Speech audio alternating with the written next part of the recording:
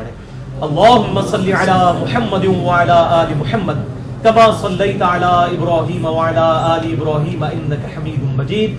اللہم بارک علی محمد وعلی آل محمد کما بارکت علی ابراہیم وعلی آل ابراہیم انک حمید مجید.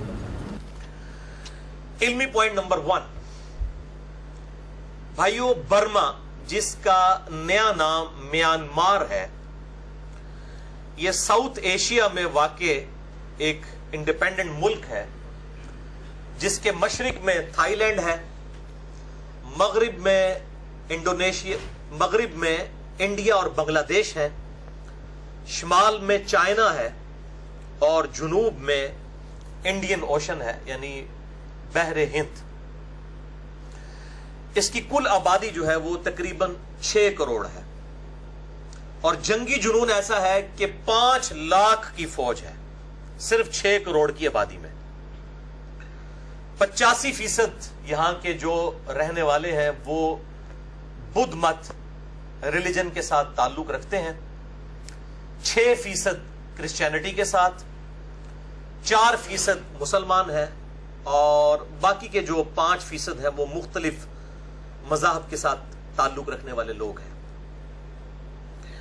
اسی میانمار یعنی برما کا ایک صوبہ ہے اراکان، جہاں پر روہنگیا نسل کے مسلمان آباد ہیں، لیکن ان کا اوریجنل جو ملک ہے وہ ہے بنگلہ دیش. چونکہ یہاں پر ساؤتھ ایشیا میں برٹش حکومت رہی اور یہ بھی جو ہے وہ برٹش حکومت کے انڈر تھے. دوسری جنگ عظیم میں جاپان کے ساتھ جب برٹش کی لڑائی ہوئی تو ان سے لڑائی کرنے کے لیے ظاہر ہے یہیں سے مین پاور انہوں نے بھرتی کرنی تھی، تو یہ جو روہنگیا نسل ہے ان کو بنگلہ دیش سے لا کر برما کے اندر اراکان صوبے کے اندر آ کے گوروں نے آباد کیا. پھر گورے تو چلے گئے پیچھے، یہ ایک مسئلہ کشمیر کی طرح ایک مسئلہ چھوڑ کے چڑھے گئے. یعنی وہ برما تو آزاد ہو گیا 1948 کے اندر. اب اراکان صوبے کے اندر روہنگیا مسلمان آباد تھے، وہ واپس نہ جا سکے بنگلہ دیش، کیونکہ انہوں نے تو یہ سمجھا کہ اب جب ہمیں ہمارے حکمرانوں نے یہاں پر آباد کیا ہے تو یہی ہمارا ملک ہے. اور جب برما آزاد ہوا تو انہوں نے ان کی سٹیزن شپ کینسل کر دی، شہریت. آپ اندازہ کریں کہ اگر کسی کی سٹیزن شپ کینسل ہو جائے، آج آپ کا شناختی کارڈ لے لیا جائے، آپ کوئی سرکاری نوکری نہیں کر سکتے، بینک میں اکاؤنٹ تک نہیں کھلوا سکتے، بالکل ہاتھ پاؤں کٹ جاتے، اور پھر دنیا میں کوئی آپ کو شہری بنانے کے لیے تیار بھی نہ ہو. یہی ان کے ساتھ ہوا. بنگلہ دیش واپس لینے کے لیے تیار نہ ہوا اور برما والوں نے ان کی شہریت کینسل کر دی. اور ایک طرح کا وہ مسئلہ کشمیر جس طرح بون آف کنٹینشن پاکستان اور انڈیا کے درمیان ہے، برما اور بنگلہ دیش کے درمیان یہ بون آف کنٹینشن بن گیا. اراکان صوبہ برما ہی کا تھا، انہی کے پاس رہا، روہنگیا مسلمان اس میں آباد رہے، لیکن ان کی شہریت کینسل کر دی اور کہا کہ تم واپس بنگالی ہو چکے بنگلہ دیش میں جاؤ. اب اگر بنگلہ دیش والے بھی، اس وقت ایسٹ پاکستان تھا، اگر ایسٹ پاکستان اس وقت قربانی کرتا اور کچھ لوگوں کو ایسٹ پاکستان اور ویسٹ پاکستان یعنی موجودہ پاکستان کے اندر آباد کر لیتا تو یہ صورتحال نہ بگڑتی. تو یہ مس ہینڈل جو ہے معاملہ پاکستان سے بھی ہوا ہے اور بنگلہ دیش سے بھی. جو غلطیاں اپنی ماننی چاہیے، ورنہ تاریخ تو معاف نہیں کرے گی اور خدا تو ویسے ہی معاف نہیں کرے گا. تو بہرحال یہ بیچارے پھر جو ہے وہ پرسیکیوشن ان کی شروع ہو گئی. 1962 کے اندر وہاں پہ فوجی ڈکٹیٹر نے حکومت سنبھال لی اور 50 سال تک، آلموسٹ 2011 تک 50 سال تک وہاں پر ماشاء اللہ رہا فوجی حکومت. اور ایک فوجی حکومت اور اوپر سے اینٹی مسلم حکومت. تو پھر جو کچھ انہوں نے مسلمانوں کے ساتھ کیا ان 50 سالوں کے اندر، قتل عام کیا، لاکھوں کی تعداد کے اندر مسلمان قتل کیے. اور ان 50 سالوں میں یہ کوئی برما کا ایشو اب نہیں اٹھا ہے، یہ تو 1962 سے چل رہا ہے. اب ذرا میڈیا کی برکت سے اور خصوصاً سوشل میڈیا جو نعمت ہے اس کی برکت سے یہ چیزیں عام ہوئی ہیں، ورنہ تو الیکٹرانک میڈیا بھی اس کا ذکر کبھی نہ کرے. تو ان کے ساتھ مسلسل ظلم اور زیادتی والا معاملہ چلتا رہا، اور یہ صورتحال اتنی بگڑی کہ جو یونائٹڈ نیشنز ہے، اقوام متحدہ، انہوں نے یہ بات ڈکلیئر کی ہے کہ دنیا میں سب سے مظلوم قوم جو ہے وہ روہنگیا مسلمز ہیں، اراکان صوبے برما کے، میانمار کے، اور ان کو موسٹ پرسیکیوٹڈ نیشن انہوں نے ڈکلیئر کیا. اس وقت ان کی کل آبادی 2 ملین ہے، 20 لاکھ کے قریب، جس میں سے 10 لاکھ ہجرت کر کے دنیا کے مختلف ملکوں میں آباد ہیں. سب سے زیادہ تعداد ان کی 5 لاکھ کے قریب بنگلہ دیش میں ہے. اس کے بعد 3.5 لاکھ پاکستان میں ہے، کراچی کے اندر یہ جو مچھر کالونی اور یہ باقی جگہ تو جھونپڑیوں میں بےچارے کس پرسی کی زندگی گزار رہے ہیں وہ یہی لوگ ہیں. 2 لاکھ کے قریب سعودی عرب کے اندر، اور باقی ملیشیا کے اندر اور ملکوں کے اندر بھی تھوڑی بہت تعداد ان کی موجود ہے، جو ان پچھلے 50 سالوں کے اندر ہجرت کر کے ان ملکوں کے اندر آئے ہیں. لیکن اب بھی 10 لاکھ کے قریب روہنگیا مسلمز برما کے اندر یعنی میانمار میں موجود ہیں، اور ان کی زیادہ تعداد جو ہے وہ اراکان صوبے کے اندر ہے. علمی پوائنٹ نمبر 2، بھائیو، میانمار میں جب 50 سال کی ڈکٹیٹرشپ ختم ہوئی تو 2012 کے اندر ایک ڈیموکریٹک حکومت وجود میں آئی. وہاں کی نیشنل موومنٹ کامیاب ہوئی اور انہوں نے وہاں پر جمہوریت کو بحال کیا 50 سال کے بعد. اور اس میں جو ٹاپ آف دا لسٹ ان کی لیڈر ہے وہ ایک خاتون ہے جنہوں نے یہ ساری ایفرٹس کی. ان کا نام ہے آنگ سان سوچی، جن کو انہی خدمات کے پیش نظر امن کا نوبیل پرائز بھی دیا گیا کہ اتنی لمبی ڈکٹیٹرشپ کے خلاف انہوں نے ایک علم بلند کیا اور بڑی قربانیاں دی، اس میں کوئی شک نہیں ہے، اور وہاں پر ڈیموکریسی بحال ہوئی. لیکن اس عورت نے بعد میں ڈیموکریسی کی بھی دھجیاں بکھیری اور امن کی بھی دھجیاں بکھیر دی. اور خصوصاً یہ جو ستمبر 2017 یہ مسلمانوں کے لیے آپ سمجھ لیں وہ 11 ستمبر 2001 جس طرح ایک مسلمانوں پر ایک آفت بن کے ٹوٹا تھا، وہ 7 ستمبر کا مہینہ، اور یہ بھی ستمبر کا مہینہ 16 سال کے بعد ستمبر 2017 یہ برما کے مسلمان جو روہنگیا ہیں ان کے لیے بالخصوص اور باقی مسلمانوں کے لیے انڈائریکٹلی ایک صدمے اور تکلیف کا آپ سمجھ لیں کہ مہینہ ثابت ہوا. یہ بھی ایک تلخ حقیقت ہے کہ وہاں کے روہنگیا مسلمانوں نے نیشنلٹی کے حصول کے لیے، ظاہر ہے پھر وہ جماعتیں تو بنتی ہیں، آپ کو پتا ہے جہادی تنظیمیں، اور پھر جہادی تنظیمیں جب بھی بنتی ہیں ان میں پھر نوجوان لوگ بھی ہوتے ہیں، پھر وہ غلط ایکٹیویٹیز بھی ہو جاتی ہیں. کچھ لوگوں نے وہاں پر بھی برمی لوگوں کے اوپر بھی، ان کی فوجی چھاونیوں کے اوپر بھی، اور اسی طریقے سے پولیس چوکیوں کے اوپر بھی حملے کیے. ظاہر ہے جب نہتے لوگ یہ کام کریں گے اور مقابلے پہ جب فوج اتر آئے گی تو وہ تو پھر ہزاروں گنا بڑا نقصان کرے گی، اور یہ ہوا وہاں پر. اور ریونج جو ہے پھر ہزاروں مسلمانوں کے قتل کی صورت میں سامنے آیا. اور ظاہر ہے کہ فوجی آپریشن کا مقابلہ عوام الناس نہتے انسان تو نہیں کر سکتے.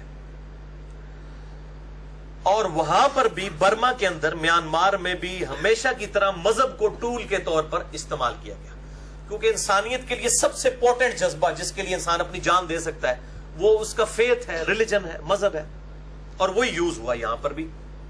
چونکہ وہاں پر 85% بدھسٹ تھے تو انہوں نے بدھ مت کو ایز اے ریلیجن اٹھایا وہاں پر. یعنی وہ جو مذہبی دہشت گردی ہوتی ہے جو کئی جگہ پہ مسلمانوں کے ذریعے ہو رہی ہے، وہاں پر بدھسٹ کے ذریعے ہوئی. اور بدھ مت جو دنیا میں ایک امن کے ریلیجن میں سے ایک ریلیجن مانا جاتا ہے، اور جو ان کے پائنیئر تھے گوتم بدھ، وہ تو امن کے آپ سمجھ لیں ایک دائی کے طور پہ پوری دنیا میں جانے جاتے ہیں. تو ہماری یہ ڈسکشن ان فینیٹکس کے بارے میں ہے جو اس مذہب کے اندر مسلمانوں کے ساتھ یہ ظلم کر رہے ہیں. کسی مذہب کے ساتھ ہمارا کوئی اختلاف نہیں ہے. دنیا کے تمام مذاہب, چاہے وہ کرسچینٹی ہو, جوڈائزم ہو, اور بدھ مت ہو, اسلام ہو, جتنے بھی ریلیجن ہیں وہ سب کے سب امن کے ہی دائی ہیں. لیکن ظاہر ہے کہ وہ جذباتی لوگ تو ہر جگہ موجود ہوتے ہیں جو مس یوز کرتے ہیں جہاد اور قتال کے کانسیپٹ کو. اور ظاہر ہے جب یہ مس یوز ہونے کی بات ہوگی تو وہ وہاں کے مذہبی طبقے کے لیڈروں کی بات ہو رہی ہوگی, یعنی مولویوں کی. جیسے مسلمانوں میں علماء اور مولویوں کا طبقہ ہے لیڈرشپ کے اوپر ریلیجس, ہندوؤں کے اندر پنڈت ہیں, سکھوں کے اندر گرو ہیں, کرسچنز کے اندر پادری ہیں. اسی طریقے سے بدھ مذہب کے اندر جو یہ آپ سمجھ لیں ان کے جو مولوی اور پنڈت اور گرو ہیں نا, وہ بھکشو کہلاتے ہیں. اور انہی کا یہ ایک مفتی اعظم آپ سمجھ لیں برما کا, اور کہہ لیں بھکشو اعظم, ویراتھو اس کا نام ہے, اس کو مس یوز کیا گیا. اس کی ویڈیوز رکھی ہوئی ہیں, بلکہ یہ جب ویڈیو اپلوڈ ہوگی تو وہ تھم نیل کے طور پہ اسی کی منوس کی شکل میں انشاءاللہ ساتھ لگاؤں گا تاکہ کلپریٹ سامنے آئے لوگوں کے. یہ ہے وہ بندہ, اس نے جو ہے وہ بدھ مذہب کے نام کے اوپر لوگوں کو ابھارا, اور نیشنلزم کہ یہ برما تو آپ کا ملک ہے, یہاں پہ آؤٹ سائڈر کیا کر رہے ہیں. جیسے اسرائیل والوں نے کہا کہ یہ اسرائیل تو جو ہے یہودیوں کی جگہ, یہاں پہ مسلمانوں کا کیا کام ہے. بالکل سیم مینٹالٹی ہے.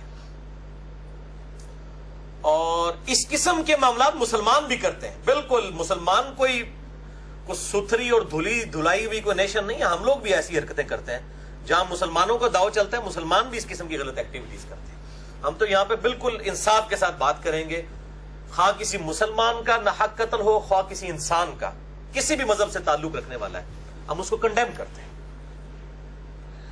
تو انہوں نے یہ پلی لی, چونکہ وہ ویجیٹیرین ہے, یعنی سبزی خور ہے ہندوؤں کی طرح. بدھ مت بھی ان کے نزدیک جو ہے جانوروں کا شکار کرنا منع ہے, اور مسلمان گوشت خور بھی ہیں, ظاہر ہے ویجیٹیرین بھی ہیں, گوشت خور بھی ہیں.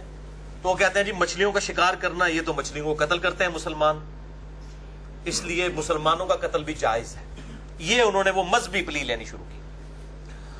اور بالکل اسی طریقے سے جس طریقے سے انڈیا کے اندر گائے کی قربانی کے اوپر پابندی ہے اور ہندوؤں کے ہاتھوں مسلمانوں کا قتل عام ہوتا ہے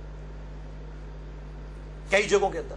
گجرات شہر کے اندر کس قسم کے فسادات ہوئے, اور یہاں پر وہ جو ان کی آپ سمجھ لیں سیاسی لیڈر بھی ہیں اور ملک کی حکمران آنگ سان سوچی, انہوں نے بھی مذہب کو یعنی یوز کیا. اور پھر ان کی تسلی کے لیے ہمارے پڑوسی ملک انڈیا سے مودی سرکار جو پرائم منسٹر ہیں اس وقت سٹنگ گورنمنٹ کے, وہ ان کی مدد کرنے اور حوصلہ افزائی کے لیے پہنچ گئے کہ جی مسلمانوں کو قتل کرو, یعنی ہمارا اور تمہارا مشن جو ہے وہ ایک ہی ہے. ہم بھی گائے کی قربانی کرنے پہ مسلمانوں کو مارتے ہیں, تم بھی بالکل, تمہارا اور ہمارے ریلیجن میں یہ چیز کامن ہے. تم بھی ویجیٹیرین ہو, ہم بھی ویجیٹیرین ہیں. تو چونکہ یہ ویجیٹیرین ہونا ہمارا کامن ہے, لہٰذا اس چیز کو یوز کیا جائے اور مسلمانوں کو مارا جائے. اب جو آنگ سان سوچی ہے, اس کو نوبل پرائز امن کا ملا ہوا ہے, لیکن اس وقت یہ ایک دہشت گرد عورت بن چکی ہے. اور مسلمان پوری دنیا کے اندر پروٹیسٹ کر رہے ہیں جی اس سے امن کا نوبل پرائز واپس لیا جائے.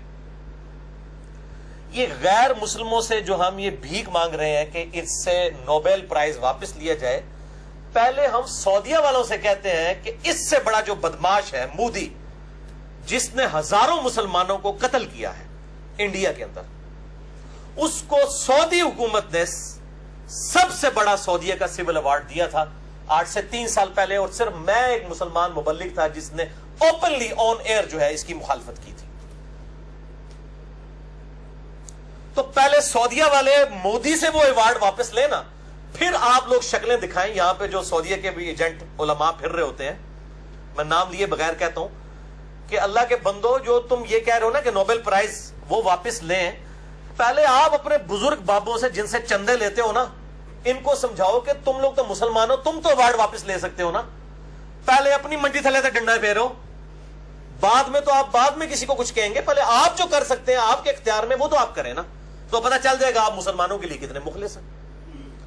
تو آنگ سان سوچی سے بھی نوبل پرائز واپس لیا جائے. اس سے پہلے سعودیہ والے جو مسلمان حکومت ہے, اور میں یعنی دنیا میں 2 ملکوں کو سمجھتا ہوں کہ یعنی اسلام کو پریکٹس کرنے کے اعتبار سے ٹاپ آف دا لسٹ ملک, نمبر 1 سعودیہ, دوسرے نمبر پہ ایران, اور تیسرے نمبر پہ Pakistan. Top of the list ملکوں میں سے بھی ٹاپ آف دا لسٹ ہے سعودیہ. اگر وہ ایوارڈ مودی سے واپس نہیں لیتا تو پھر سعودیہ والوں کو کوئی حق نہیں پہنچتا, نہ ان کے یہاں پر نمائندوں کو, کہ وہ کہیں جی کہ وہ سوچی سے جو ہے نوبل پرائز واپس لیا جائے. علمی پوائنٹ نمبر 3, یہ اب 3 اور 4 جو ہے ہم عام مسلمان کیا کریں, یہ اس ٹاپک پہ ہے. کیونکہ سورۃ الحجرات کی آیت نمبر 10 ہے, اعوذ باللہ من الشیطان الرجیم, بسم اللہ الرحمن الرحیم, انما المؤمنون اخوہ, مومنین تو سوائے اس کے کچھ نہیں ہے کہ آپس میں بھائی بھائی ہیں. دنیا میں جہاں کہیں بھی کوئی اہل اسلام مؤمن ہے وہ آپس میں دوسرے مؤمن کا بھائی ہے. اور صحیح بخاری اور صحیح مسلم کے متفق علیہ حدیث ہے, انٹرنیشنل نمبرنگ کے مطابق صحیح بخاری میں 6011, صحیح مسلم میں 6586, اور مشکات میں بھی موجود ہے 4953. آپ صلی اللہ علیہ وآلہ وسلم نے ارشاد فرمایا, تم مؤمنوں کو آپس میں باہم رحمت اور مہربانی کرنے والے اور محبت اور تعاون کرنے والے پاؤ گے. یہ اللہ کے محبوب صلی اللہ علیہ وآلہ وسلم کا فتویٰ ہے, رحمت للعالمین کا فتویٰ ہے, امام کائنات کا فتویٰ ہے صلی اللہ علیہ وآلہ وسلم. اور پھر ساتھ ہی فرمایا, اور ان کو ایک جسم کی مانند پاؤ گے. جب جسم کے کسی عضو کو تکلیف ہوتی ہے تو پورا جسم بیداری میں گزارتا ہے اور اس تکلیف کو محسوس کرتا ہے. یعنی صرف دانت میں درد ہو رہا تو صرف یہ نہیں کہ رات کو دانت جاگ رہا ہوتا ہے, پورا جسم جاگ رہا ہوتا ہے, آنکھیں بھی نہیں سوتی. یہ حال ہونا چاہیے مسلمانوں کا, دوسرے مسلمانوں کی تکلیف کو دیکھ کر, سن کر. بھائیو, اس کانٹیکسٹ میں سب سے پہلا اور سب سے بڑا کام کرنے کا ہے رجوع الی اللہ. مسلمانوں کو ہر معاملے میں اللہ ہی کی طرف رجوع کرنا چاہیے. صحیح مسلم میں حدیث ہے, انٹرنیشنل نمبر کے مطابق 6929, مشکات میں بھی ہے 2228, کہ آپ صلی اللہ علیہ وآلہ وسلم نے فرمایا, مسلمان بھائی کی اپنے بھائی کی غیر موجودگی میں کی ہوئی دعا قبول ہوتی ہے. یعنی ہم یہاں پہ موجود ہیں, ان کے لیے تو غیر موجود ہے نا, برما کے مسلمانوں کے لیے ہماری دعا ان کے حق میں قبول ہوتی ہے. اور پھر ساتھ ہی فرمایا کہ جو کوئی اپنے بھائی کے لیے غیر موجودگی میں دعا کرتا ہے, اللہ تعالیٰ ایک فرشتہ اس کے ساتھ مقرر کرتا ہے جو آمین آمین کہتا ہے, اور ساتھ ہی کہتا ہے اے اللہ اس دعا مانگنے والے کو بھی اسی کی مثل عطا فرما جو یہ اس شخص کے لیے مانگ رہا ہے. سبحان اللہ, اللہ اکبر کبیرہ, والحمد للہ کثیرہ, وسبحان اللہ بکرۃ واصیلا. تو دعا مانگے, یہ سب سے زیادہ ضروری چیز ہے. اسی کانٹیکسٹ میں قنوت نازلہ بھی پڑھی جائے, جو صحیح بخاری اور مسلم میں درجنوں احادیث ہیں کہ آپ صلی اللہ علیہ وآلہ وسلم کفار کے ظلم و ستم کے خلاف کئی دن تک آپ نے ہر فرض نماز کی آخری رکعت میں رکوع کے بعد ہاتھ اٹھا کر دعائے ضرر فرمائی ہے, قنوت نازلہ پڑھی ہے. ایک قنوت وتر ہے جو عشاء کی نماز میں ہوتا ہے, وہ رکوع سے پہلے ہوتا ہے ہاتھ باندھ کر, یہ قنوت نازلہ ہے. تو ہماری یہاں پہ کئی جہادی تنظیمیں عرصہ دراز سے ماشاءاللہ فل پریکٹس میں ہے قنوت نازلہ پڑھنے کی, تو انہی کو چاہیے کہ آپ میدان عمل میں اتریں اور ان لوگوں کے خلاف بھی قنوت نازلہ پڑھیں جو برما کی, میانمار کی فوج مسلمانوں کے ساتھ کر رہی ہے. دعائیں اور اذکار ان کا بھی اہتمام کیا جائے. اور سب سے بہترین وظیفہ جو صحیح بخاری میں حدیث ہے انٹرنیشنل نمبر کے مطابق 4563, کہ جب ابراہیم علیہ السلام کو آگ میں پھینکا جانے لگا تو انہوں نے پڑھا تھا حسبنا اللہ ونعم الوکیل, ہم نے اللہ ہی پر بھروسہ کیا اور وہی بہتر کارساز ہے. اور اسی حدیث میں ہے کہ ابن عباس کہتے ہیں کہ تمہارے نبی علیہ السلام بھی مشکل اور پریشانی میں یہی پڑھتے تھے حسبنا اللہ و نعم الوکیل۔ اسی طریقے سے دوسرا وظیفہ المستدرک للحاکم میں ہے، انٹرنیشنل نمبر کے مطابق 1862 نمبر حدیث ہے، ترمذی میں بھی یہ روایت ہے لیکن وہ ضعیف ہے، مستدرک کی روایت صحیح سند کے ساتھ ہے، کہ آپ صلی اللہ علیہ وآلہ وسلم ہر مشکل ہر پریشانی میں پڑھتے تھے یا حی یا قیوم برحمتک استغیث، اے خود سے زندہ ہر شے کو تھامنے والے میں تیری رحمت کے ساتھ تیری مدد کا سوال کرتا ہوں۔ الف کے ساتھ پڑھیں گے تو سنگولر کا صیغہ ہوگا استغیث، اور نون کے ساتھ نستغیث تو یہ جمع کا صیغہ ہوگا، دونوں درست ہے، استغیث بھی اور نستغیث بھی۔ اور تیسرا وظیفہ جامعہ ترمذی میں انٹرنیشنل نمبر کے مطابق 3505 ہے کہ نبی علیہ السلام فرماتے ہیں کہ جو شخص بھی یونس علیہ السلام کی دعا کے ساتھ اللہ کی طرف متوجہ ہوا اللہ اسے کبھی محروم نہیں لوٹاتا۔ لا الہ الا انت سبحانک انی کنت من الظالمین، اے اللہ کوئی معبود نہیں سوائے تیرے، تو تو پاک ہے، تو تو غلطی کر ہی نہیں سکتا، انی کنت من الظالمین، بے شک میں تو غلطی کروں گا۔ اس سے بہتر کوئی استغفار بھی نہیں ہو سکتا، سب سے بہترین انداز ہے کہ اللہ تو تو غلطی نہیں کر سکتا، میں تو انسان ہوں، غلطی کروں گا، مجھے معاف کر دے۔ کتنا بہترین! اور حتیٰ کہ سورہ الصافات میں آئے گے اگر یونس یہ الفاظ نہ کہتے تو مچھلی کے پیٹ سے اس دن نکالے جاتے جس دن مردے قبروں سے نکالے جائیں گے، اتنا عطاب تھا، لیکن وہ سارا جلال اللہ کا ٹھنڈا ہو گیا اس دعا کی برکت سے۔ یہ 3 وظائف پہ میرا علیحدہ سے کلپ بھی یوٹیوب پہ چڑھا ہوا ہے، الحمدللہ بہت لوگ دیکھ چکے ہیں، مصیبت اور پریشانی سے بچنے کے 3 سنت وظائف۔ اور اب ذرا کڑوی باتیں بھی اس حوالے سے کہ ان ساری صورتحال کو دیکھتے ہوئے ہمیں بھی اپنی موت کی تیاری اب شروع کر دینی چاہیے سیریسلی، اور دین کو پریکٹس کرنا چاہیے۔ غلامی رسول میں موت بھی قبول ہے، داڑھی قبول نہیں ہے، فجر کی نماز جماعت سے قبول نہیں ہے کیونکہ مشکل کام ہے، موت والا تو معاملہ آسان ہے، ہم نے کون سی جا کے جان دینی ہے، نہ ہمارے اباء اجداد نے دی نہ ہم نے دینی ہے، تو لہٰذا ایئر کنڈیشن کمرے میں بیٹھ کے نعرہ لگا لو، یا باہر نکل کے روڈ کے اوپر نعرہ لگا لو اور ویڈیو بھی آ جائے گی، بس اس سے زیادہ کچھ نہیں۔ لیکن دین پہ چلنا تو روزانہ موت پہ چلنا ہے، روزانہ پولیس رات سے گزرنا ہے، ایک مؤمن مرد کا داڑھی رکھنا اور ایک عورت کا چہرے کا نقاب کرنا، اور نمازوں میں استقامت اختیار کرنا اور حلال اور حرام کی تمیز کرنا، یہ تو روزانہ پولیس رات پہ چلنا ہے۔ تو اللہ اور اس کے رسول کو تو الحمدللہ مان ہی رہے ہیں عز و جل و صلی اللہ علیہ وآلہ وسلم، اللہ اور اس کے رسول کی بھی مانے، صرف کو مانے نا، کی بھی مانے، پھر کام بنے گا۔ اور باقی جو مسلمان جو اس وقت یہاں پہ بھی 100 کے قریب لوگ جو بڑے ایئر کنڈیشن ماحول میں بڑے مزے کے ساتھ سمیت میرے بیٹھے ہوئے ہیں، اور مسلمان ملکوں میں بیٹھے ہوئے ہیں، خواہ ہم پاکستان میں بیٹھے ہیں یا دنیا کے کسی بھی اسلامی ملک میں یا ایون غیر اسلامی ملک میں، بڑے سکون کی جو زندگی گزار رہے ہیں، اللہ کا شکر ادا کریں کہ اللہ تعالیٰ نے ہمیں ان آزمائشوں سے نہیں گزارا، یہ اللہ تعالیٰ کا بہت شکر ہے۔ اور اس نعمت کا احساس کہ انسان کے پاس کسی ملک کی نیشنلٹی ہونا اور خصوصاً اسلامی ملک کی نیشنلٹی ہونا، اور اس میں بھی میں سمجھتا ہوں پاکستان جیسے ملک کی نیشنلٹی ہونا جس میں فریڈم آف ایکسپریشن بھی ہے، الحمدللہ یہ بہت بڑی نعمت ہے۔ اس نعمت کی قدر روہنگیا مسلمانوں سے جو اراکان صوبے میں برما میانمار کے اندر ذلت کی زندگی گزار رہے ہیں، ان سے کوئی پوچھے کہ یہ ملک کی نیشنلٹی اور وہاں پر سکون کی زندگی گزارنا یہ کتنی بڑی نعمت ہے۔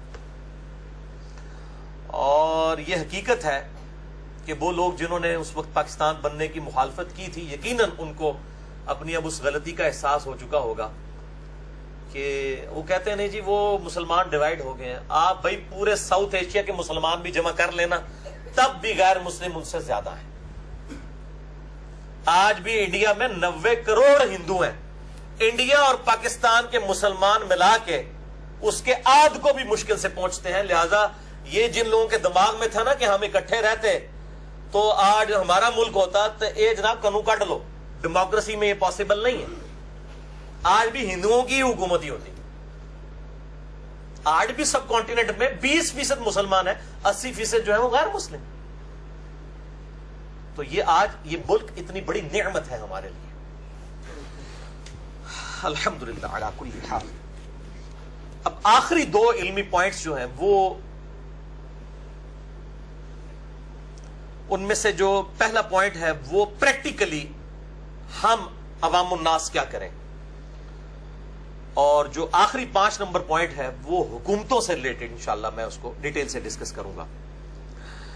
اسی کانٹیکسٹ میں علمی پوائنٹ نمبر 4 کے تحت صحیح مسلم میں ایک حدیث ہے 177 اور مشکات میں ہے وہ 5137 کہ آپ صلی اللہ علیہ وآلہ وسلم نے فرمایا تم میں سے جو شخص برائی کو دیکھے تو اپنے ہاتھ سے اسے روکے، اگر ہاتھ سے نہیں روک سکتا اپنی زبان سے روکے، اگر زبان سے بھی نہیں روک سکتا تو کم از کم دل میں اسے برا جانے.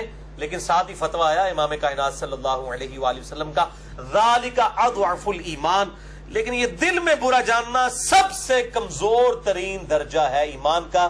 یعنی آپ سمجھ لیں ایک ٹوٹل پورا کرنے والی بات ہے. کم از کم زبان سے برائی کو برائی کہا جائے، گونگا شیطان نہ بنے انسان. باقی رہا ہاتھ سے روکنا، ظاہر ہے یہ تو حکومتیں ہی کر سکتی ہیں جن کے پاس فورسز ہیں، ٹرینڈ لوگ ہیں. عوام الناس کا یہ کام نہیں.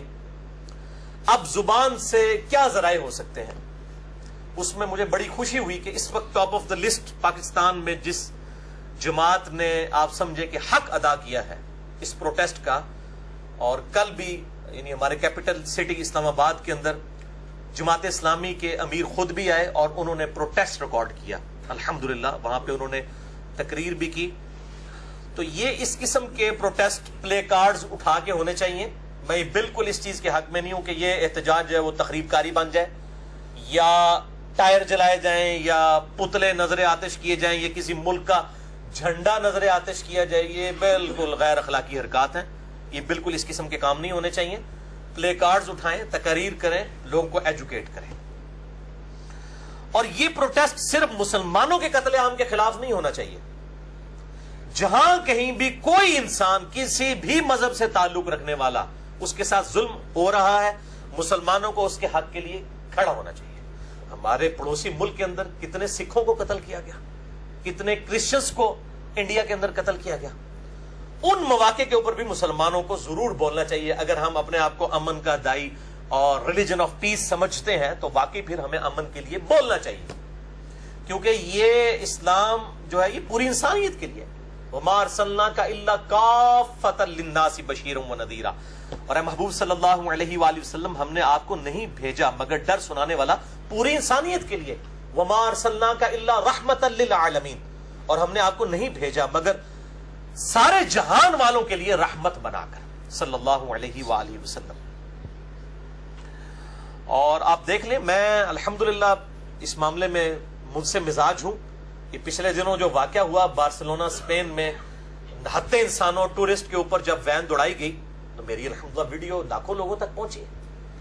میں نے سب سے پہلے کنڈیم کیا کہ دہشت گردی خواہ مسلمانوں کی طرف سے ہو یا غیر مسلموں کی طرف سے غلط کام بالکل غلط ہے. بلکہ میں نے یہ ارادہ کیا کہ آج کی گفتگو اور وہ والا جو میرا 21 منٹ کا کلپ ہے اس کو فرحان بھائی 183 مسئلہ بنا کے نا انشاءاللہ الگ سے اپلوڈ کریں گے تاکہ یہ دونوں گفتگو ایک جگہ پہ کمبائنڈ ہو جائیں انشاءاللہ تعالی. بہرحال یہ جو آج کی گفتگو ہے اس کو ہم علیحدہ ہی رکھیں گے. 183 مسئلہ جو ہے وہ ہمارے کمپلیٹ لیکچرز والا جو یوٹیوب کا چینل ہے میرے نام پہ انجینئر محمد علی مرزا اس پہ اپلوڈ ہوگا. لیکن جو شارٹ کلپ والا چینل ہے اس پہ ہم صرف آج کی گفتگو جو روہنگیا مسلمانوں سے ریلیٹڈ ہے اس کو اپلوڈ کریں گے. اسی طریقے سے جتنی این جی اوز ہیں نان گورنمنٹ آرگنائزیشنز جو فنڈز اکٹھا کر رہی ہیں ان کا تعاون کریں ان کے ساتھ. اور اس میں جو رجسٹرڈ لوگ ہیں جیسے جماعت اسلامی والوں کی الخدمت فاؤنڈیشن ہے، اسی طریقے سے عیدی ویلفیئر والے ہیں، ان کو ضرور فائنینشلی سپورٹ کیا جائے. اور حکومت بھی جو فنڈ ریزنگ کرتی ہے اس میں حکومت کا بھی ساتھ دیا جائے. لیکن یہ جو آج کل کچھ پرائیویٹ تنظیمیں جو ہے وہ مجاہدین بھرتی کر رہی ہیں جہاد کو پرائیویٹائز کرنے کے لیے، ان کے اوپر کڑی نظر رکھی جائے اور ان کی بالکل کوئی مدد نہ کی جائے. اور مجھے تو بڑی اب خوشی ہوئی ہے, ہمارے جیسے لوگ تو سال ہر سال سے یہ چیخ رہے تھے کہ جہاد پرائیویٹائز نہیں ہونا چاہیے. ایک گورنمنٹ کے اندر گورنمنٹ کی اجازت سے صرف گورنمنٹ کے انڈر جو فوج ہے اس کا کام ہے کہ وہ جہاد اور قتال کا معاملہ کرے. جہاد پرائیویٹائز ہونا ہی نہیں چاہیے. اور الحمدللہ آج اب تو ہماری وزارت داخلہ اور وزارت خارجہ کی طرف سے بھی بالکل اسٹیٹ کی پالیسی آ چکی ہے کہ یعنی جو جہاد ہے یہ پرائیویٹائز نہیں کیا جائے گا, اور نان اسٹیٹ ایکٹرز جتنے ہیں ان کو ڈسکریج کیا جائے گا. اسی طریقے سے عام مسلمان سوشل میڈیا, یوٹیوب, فیس بک, واٹس ایپ کے ذریعے بھی اپنی آواز زبان کے ذریعے جہاد کر سکتے ہیں. اور یہ بات یاد رکھیں کہ اس وقت پوری دنیا کے انسانوں کی نظریں مسلمانوں پہ جمی ہوئی ہیں. یہ نہ ہو کہ ہم ایک رو میں بہہ کر گالی گلوچ پر اتر آئیں, دوسرے جو مذاہب کے لوگ ہیں ان کی جو لیڈرشپ پہ جو ان کی بزرگ ہستیاں ہیں, خواہ وہ جھوٹے معبود ہی ہیں, ان کے بارے میں کوئی نیگیٹو کامنٹس پاس کریں یا کوئی تخریبی کام کریں ٹائر جلا کے یا پتلے جلا کے. یہ کام نہیں ہونے چاہیے. پلے کارڈز تک رہیں اور علمی اصلاح کریں گالی گلوچ سے بچ کر. اور میں اپنی طرف سے نہیں کہہ رہا, سورۃ الانعام کی آیت نمبر 108 ہے, 108, وَلَا تَسُبُّوا الَّذِينَ يَدْعُونَ مِن دُونِ اللَّهِ, مت گالی دو ان لوگوں کو, ان کو کہ جن کو پکار رہے ہیں کافر اللہ کو چھوڑ کر, جن بتوں کو, جن ہستیوں کو اللہ کو چھوڑ کر پکار رہے ہیں ان کو گالی مت دو.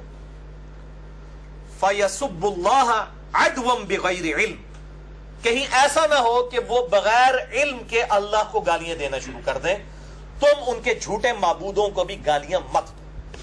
گالی دینے کی اجازت نہیں ہے. باقی کسی کی علمی غلطی, کسی کے ریلیجن کی غلطی علمی طریقے سے ہائی لائٹ کرنا یہ بالکل ٹھیک ہے, لیکن گالی گلوچ والا, نیگیٹو الفاظ والا معاملہ نہیں ہونا چاہیے.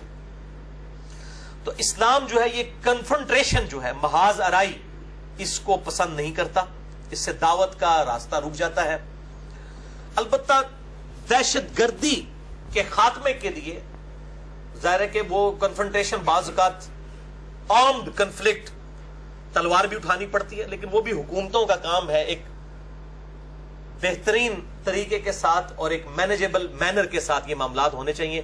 الل ٹپ اور ایٹ رینڈم نہیں ہونے چاہیے. اور اسلام ہی تو اس کا بانی ہے.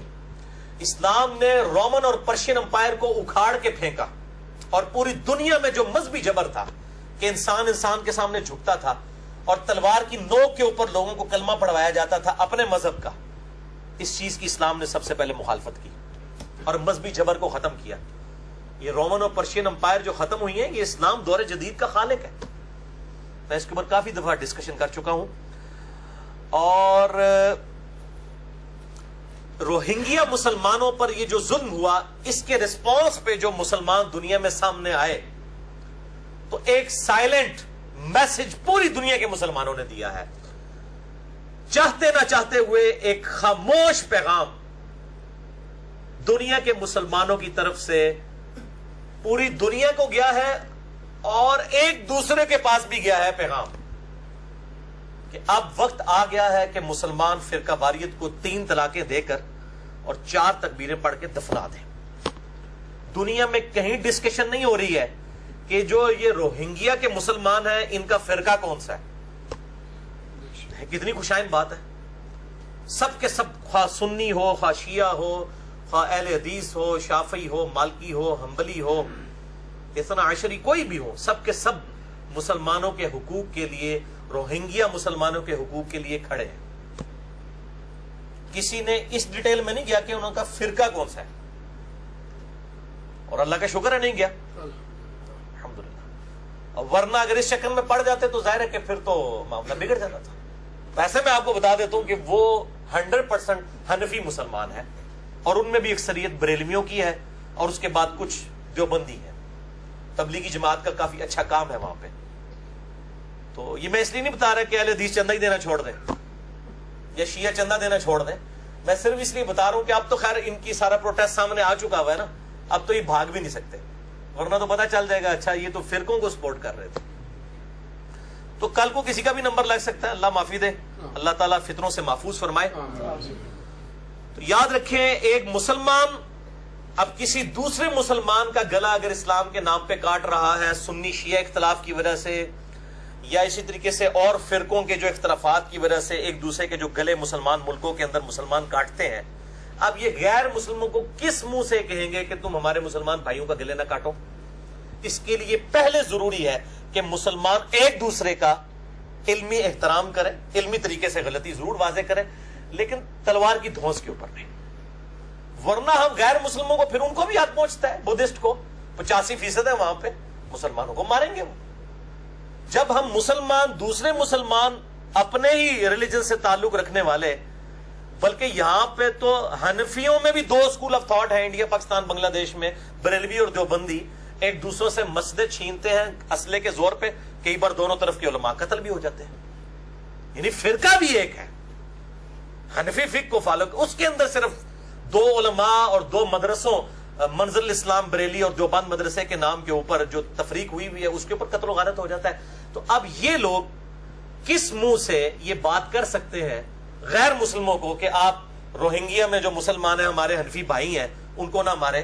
یہاں پہ تو حنفی بھائی خود آپس میں لڑ رہے ہیں, اور پھر ان کے اندر بھی فرقے بنے ہوئے ہیں.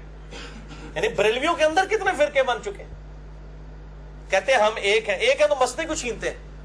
دعوت اسلامی کا اپنا موڈ چل رہا ہے, ڈاکٹر طارق قادری صاحب کا اپنا چل رہا ہے, سیفیوں کا اپنا چل رہا ہے, دیوبند میں بھی آپ چلے جائیں حیاتی الگ لائن پہ ہیں, مماتی الگ لائن پہ ہیں.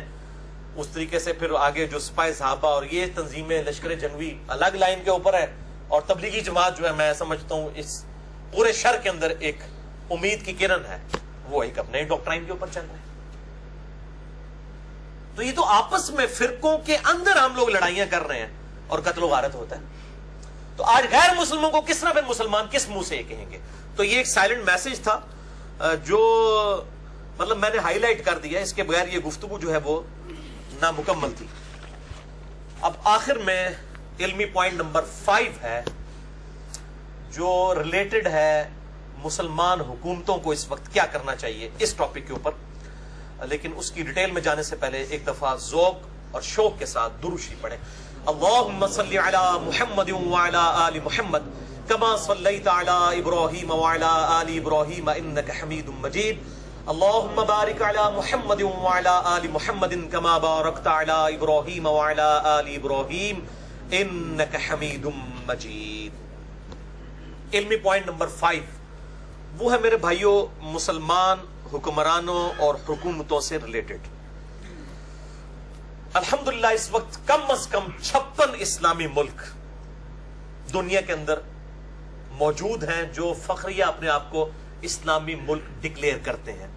دنیا میں کسی بھی مذہب کے اتنے ریلیجن کے ملک نہیں ہیں جن کا آفیشل ریلیجن اسلام ہے جس طریقے سے, اس طریقے سے کرسچینٹی کے اتنے ملک نہیں ہیں, بدھسٹ کے نہیں ہیں, یہودیوں کے نہیں. یہودیوں کا تو ایک ہی اسرائیل ہے, ہندوؤں کا بھی دیکھا جائے تو ایک انڈیا ہی ہے. لیکن الحمدللہ 56 اسلامی ملک, تقریباً 200 ملکوں میں سے 1/4 سمجھ لیں کہ اسلامی ملک ہے. اور ان میں بھی کم از کم 4 جو ہیں وہ میں سمجھ رہا ہوں ٹاپ آف دا لسٹ ہے اپنی پاور کے اعتبار سے. بلکہ ایک 5واں ملک بھی ہوتا مصر, جہاں پہ اخوان المسلمون کی حکومت آئی لیکن غیر مسلموں کی سازشوں کی وجہ سے وہ ختم ہوئی, اور خود مسلمان بھی اس سازش میں شامل ہوئے جس میں سعودیہ کی بھی بہت بڑی ایک خیانت ہے حکومت ختم کرنے میں, صدر مرسی کی حکومت. ورنہ وہ آج طیب اردگان سے بھی بڑھ کے وہ مجاہد آدمی اس وقت قید میں ہے. 90 سال محنت کر کے ڈیموکریسی کے ذریعے حکومت حاصل کی, 2 سال بھی نہیں چلنے دی. بہرحال 4 ملک تو ابھی بھی ہیں. نمبر 1 پاکستان, نمبر 2 ٹرکی یعنی ترکی, نمبر 3 سعودیہ, اور نمبر 4 ایران. ان 4 مسلمان ملکوں کے حکمرانوں سے میں ریکویسٹ کروں گا کہ سورہ بنی اسرائیل کا جو پہلے کے 2 رکوع ہیں پارہ نمبر 15 میں, جس میں اللہ تعالیٰ نے بنی اسرائیل جو اللہ تعالیٰ کی لاڈلی امت تھی، ان کو کس طرح مار پٹوائی کافروں کے ہاتھوں اور بیت المقدس کی اینٹ سے اینٹ بجوا دی ان کی غلط حرکتوں کی وجہ سے، وہ پڑھے. میں نے اس پہ پورا ڈیٹیل لیکچر دیا ہے، مسئلہ نمبر 127A اور 127B. سابقہ امت مسلمہ اور حالیہ امت مسلمہ کے 2 عروج اور 2 زوال. 127A اور 127B جو ہے امام محمد مہدی کی خلافت کے اوپر. یہ آج مطلب ہم لوگ کہتے ہیں وہ جی کافروں نے سازش کر دی. کوئی معاملہ ہو جی کافروں نے سازش کر دی، کوئی کافروں نے تو سازش کرنی ہے، یہ ان کا حق ہے سازش کریں. ہم خود نہ اس سازش کے شکار ہوں. جن کے پاس حکومت آئے گی وہ دوسروں کے خلاف سازش کریں گے. ان کو برا کہنے کی بجائے پورا قرآن آپ اٹھا کے دیکھ لیں. قرآن حکیم ہمیشہ اپنے ماننے والوں کو ڈانٹتا ہے کہ تم اپنی حرکتیں درست کرو. پورے قرآن کے اندر آپ کو کہیں پہ کافروں پہ ڈانٹ نہیں ملے گی کہ کافروں مسلمانوں کے خلاف سازشیں کیوں کر رہے ہو. نہیں، مسلمانوں تمہاری حرکتیں ایسی کیوں ہیں کہ پھر اللہ تعالیٰ کافروں کو تم پر مسلط کرتا ہے. سورہ بنی اسرائیل پارہ نمبر 15 پہلے 2 رکوع پڑھ لیں تو آنکھیں کھل جائیں گی. اور خصوصاً مسلمان حکمرانوں کو تو یہ ضرور پڑھنا چاہیے، اور ہمارے علماء کو بھی پڑھنا چاہیے، اور عوام الناس کو حقائق بتانے چاہیے. جو یہ جہاد کے لبیک الجہاد الجہاد یہ نعرے لگوا کے لوگوں کو جو ہے نا اور طرف لگا رہے ہیں، ان کو بتائیں کہ یہ اللہ کی طرف سے عذاب کا کوڑا جب پڑتا ہے وہ کیوں پڑتا ہے. اس کو نعرے نہیں روک سکتے، نہ داڑیاں روک سکتی ہیں، نہ نمازیں اور اذکار روک سکتے ہیں. آپ اگر ایک ناڑی ڈرائیور بٹھا دیں گے روڈ لائنر کے ڈرائیونگ کی سیٹ کے اوپر، 72 کی 72 سواریاں پیچھے دعائیں مانگتے رہے، اس نے ٹھوک دینی گاڑی پھر بھی جا کے. اللہ تعالیٰ کے رولز ہیں، اللہ تعالیٰ نے اپنے رولز قرآن میں بیان کیے ہیں کہ جب میرے رول ٹوٹیں گے پھر اللہ تعالیٰ کس چیز کی پرواہ نہیں کرتا، اور اللہ کے عذاب کا کوڑا آ کے پڑتا ہے. اور اس کے لیے ضروری نہیں ہے جسم میں جب بیماری ہوتی ہے پھوڑا کہیں بھی نکل سکتا ہے. ضروری نہیں کہ روہنگیا کے مسلمانوں نے یہ کچھ کیا تو ان پر عذاب کا کوڑا پڑا ہے. عین ممکن بھی ہے ان کی بے عملی کے سبب، لیکن وہ بے عملی یہاں پہ موجود ہے. خدا نہ خواستہ کل ہماری باری بھی آ سکتی ہے. تو اس حوالے سے میں انصاف سمجھتا ہوں کہ سورۃ الانفال میں 5 آیات بڑی امپورٹنٹ ہے. آیت نمبر 24 سے لے کر 28 تک. یہ جو 5 آیات ہیں میرے بھائیوں، یہ اللہ تعالیٰ نے اپنا ایک سمجھ لیں یونیورسل ٹروتھ بتا دیا ہے کہ اللہ تعالیٰ کس طریقے سے ایکٹ کرتا ہے. اللہ کے عذاب کا کوڑا جب پڑتا ہے تو اللہ تعالیٰ کوئی لحاظ نہیں کرتا، اور اس کی وجوہات کیا ہوتی ہیں. یہ آیت کریمہ 1.25 لاکھ دفعہ پڑھنے سے کبھی بھی عذاب کا کوڑا نہیں ٹلے گا. وہ تقی عثمانی صاحب بھی وہ فلاں کو خواب میں بزرگوں کو نے دیکھا، ان کے کسی جاننے والے بزرگ نے دیکھا کہ نبی علیہ السلام نے فرمایا 70,000 دفعہ سورہ شمس پڑھو عذاب ٹل جائے گا. بھئی آپ 70 کروڑ دفعہ بھی پڑھیں، جب تک قرآن کے اندر جو بیان کردہ رولز ہیں ان کو آپ فالو نہیں کر رہے، کوئی وظیفہ عذاب نہیں ٹال سکتا. پوری دنیا کے مسلمان قنوت نازلہ پڑھتے رہے پھر بھی بنگلہ دیش ہم سے الگ ہو گیا. اسرائیل پوری عرب دنیا کو شکست دے گیا. ساری قنوت نازلہ، ساری امام کعبہ کی دعائیں دری کی دری رہ گئی. اب بھی ایسا ہی ہونا ہے جب تک ہم عقل کے ناخن نہیں لیں گے. یہ سنیں سورۃ الانفال آیت نمبر 24 سے لے کر 28 تک. میں جلدی اس کو کور کرتا ہوں. اعوذ باللہ من الشیطان الرجیم. یا ایھا الذین آمنوا استجیبوا للہ وللرسول. اے ایمان والو، جب اللہ اور اس کا رسول تمہیں بلایا کرے اپنی تعلیمات کی طرف، اذا دعاکم، بلائیں جب تمہیں تو فوراً ان کی آواز پہ لبیک کہا کرو. لما یحییکم، تاکہ وہ تمہیں ایک زندگی کی طرف لے جائیں. یعنی دنیا میں بھی امن اور آخرت کی الٹیمیٹ زندگی ملے گی جب اللہ اور اس کے محبوب صلی اللہ علیہ وآلہ وسلم کی اطاعت کی جائے گی. وَاعْلَمُوا أَنَّ اللَّهَ يَحُولُ بَيْنَ الْمَرْءِ وَالْقَلْبِ، اور خوب کان کھول کر سن لو کہ بے شک اللہ تعالیٰ خود حائل ہو جاتا ہے انسان اور اس کے دل کے درمیان. یہ بہت خطرناک معاملہ ہے. اللہ تعالیٰ کہتا ہے ہم حائل ہو جاتے ہیں، پھر پلے نہیں کوئی بات پڑتی. جب اللہ تعالیٰ حائل ہو جائے کسی کی عقل اور اس کے درمیان تو اس کو کوئی بات سمجھ نہیں آ سکتی. وَأَنَّهُ إِلَيْهِ تُحْشَرُونَ، اور یہ جان رکھو بے شک تم نے مر کے اسی کی طرف اٹھنا ہے. وَاتَّقُوا، اور ڈر جاؤ. یہ وہ آیت ہے، آیت نمبر 25 سورۃ الانفال. یہ سارے مسلمان حکمرانوں کے لیے، ان سب لوگوں کے لیے جو ایئر کنڈیشن کمروں میں بیٹھے ہوئے ہیں اور آج روہنگیا کے مسلمانوں کی بات کر رہے ہیں، وہ بھی کان کھول کے اس آیت کو سن لیں. ڈر جاؤ، فتنۃ لا تصیبن الذین ظلموا منکم خاصہ، ڈر جاؤ, اللہ کا تقوی اختیار کرو اور اس فتنے سے ڈر جاؤ کہ جو خاص ان لوگوں پر ہی نہیں آئے گا جو ظلم کرنے والے ہیں, بلکہ عوام الناس پہ بھی آ جائے گا. یہ اللہ کا اصول ہے. یعنی جب ذبح ہوتی ہے, جس قوم بنی اسرائیل پہ جب عذاب آیا تھا تو اس کے سارے ہی گئے گزرے تھے. یا مسلمانوں کے اوپر جو تکلیف آتی ہے کہ سب کے سب بھی جو ہے وہ اللہ کے نافرمان نہیں. دنیا میں عذاب اللہ کا سب پہ آتا ہے. ہاں, آخرت اہل ایمان جو اچھے لوگ ہیں ان کی اچھی ہوگی, بروں کی بری. لیکن دنیا میں جب اللہ کا عذاب آتا ہے, چاہے وہ زلزلے کی شکل میں آئے, تو اس میں نافرمان لوگ بھی مرتے ہیں اور فرمانبردار لوگ بھی, تابع فرمان بھی مر جاتے ہیں. ڈر جاؤ اس فتنے سے کہ جب وہ آئے گا تو خالص ان لوگوں پر نہیں آئے گا جو ظلم کرنے والے ہیں, بلکہ عوام الناس پہ بھی آ جائے گا. وَاعْلَمُوا, اور جان لو, ان اللہ شدید العقاب, کہ اللہ تعالی بے شک سخت پکڑ فرمانے والا ہے. وَاذْكُرُوا, اور یاد کرو. یہ خصوصاً میں کہتا ہوں پاکستان کے مسلمانوں کے لیے, جن کو اللہ تعالیٰ نے سب سے بڑی دنیا کی اسلامک سٹیٹ دی. وَاذْكُرُوا, یاد کرو, اذ انتم قلیل, جب تم بہت تھوڑے تھے. پارٹیشن سے پہلے تھوڑے تھے, ہندو زیادہ تھے. مستضعفون فی الارض, زمین میں بڑے کمزور تھے. تخافون ان یتخطفکم الناس, ہر وقت ڈرتے رہتے تھے کہ لوگ تمہیں اچک کر نہ لے جائیں. ہندوؤں کی اکثریت ہے, ہم تھوڑے ہیں, ہم مارے نہ جائیں. فآواکم, تو ہم نے تمہاری طرف توجہ فرمائی. وأیدکم بنصرہ, اور اپنی طرف سے تمہاری مدد کی. ورزقکم من الطیبات, اور ہم نے تمہیں اپنی طرف سے پاکیزہ رزق یہ ملک پاکستان عطا فرمایا. لعلکم تشکرون, تاکہ تم شکر کرو. یہ طویل خاص کے اعتبار سے تو صحابہ کرام کے لیے ہے, جن پہ مکے میں ظلم ہو رہے تھے. اللہ نے ان کو ایک آلٹرنیٹو بیس ریاست مدینہ عطا کی. لیکن یہ قیامت تک کے لیے, یہ لگے بالکل لگ رہا ہے آج کی آیات ہے. تو دیکھ لو نا, یاد کرو اس وقت کو جب تم زمین میں تھوڑے تھے, ڈرتے رہتے تھے. یہی کچھ تھا. یہ دو قومی نظریہ کیا تھا؟ ہم ڈرتے تھے کہ ہندوؤں کی تعداد زیادہ ہے, ہمیشہ یہی حکومت میں رہیں گے, ہم کہاں جائیں گے مسلمان.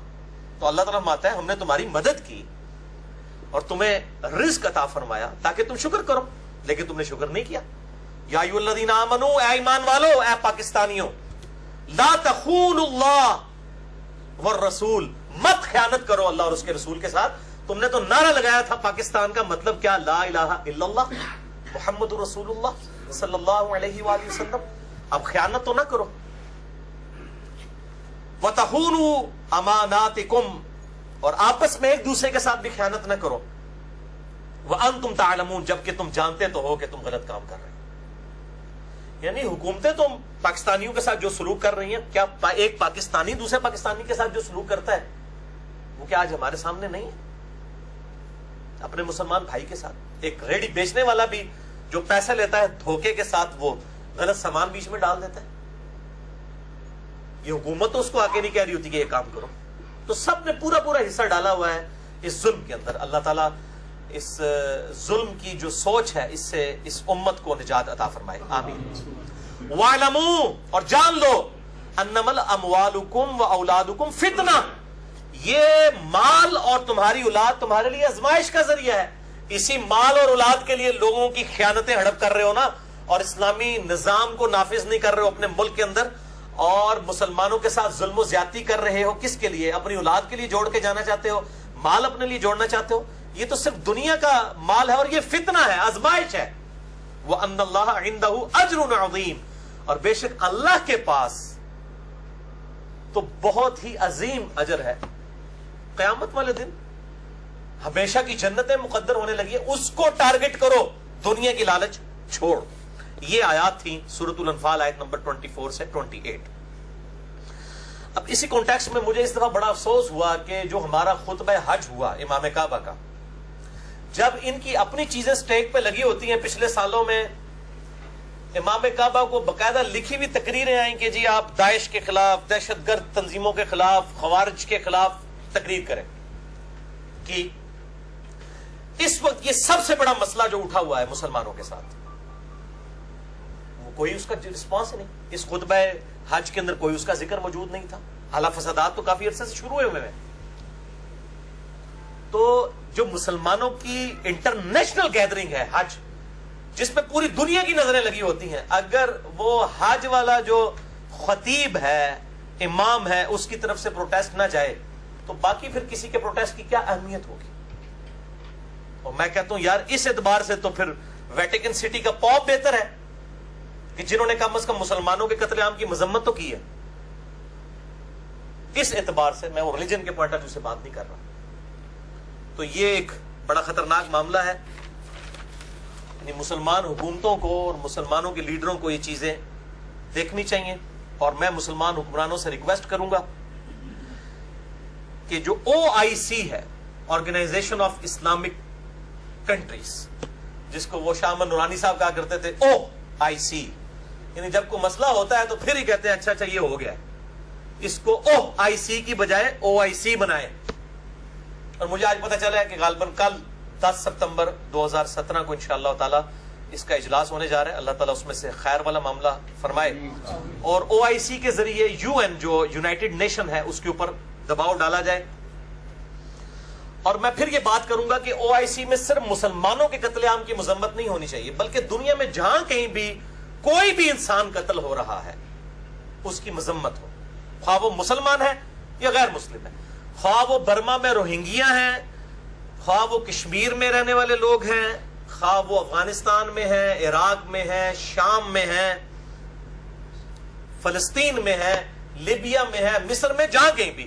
اب یہ المیہ ہے کہ اکثر جگہ پہ مسلمان ہی ہیں, اور مسلمان حکمرانوں کی ذمہ داری ہے کہ سورۃ المائدہ کی آیت نمبر 32 جو ہے یہ ہر فورن کے اوپر بیان کریں اور دنیا کو بتائیں کہ اسلام ریلیجن آف پیس, امن کا دائی ہے.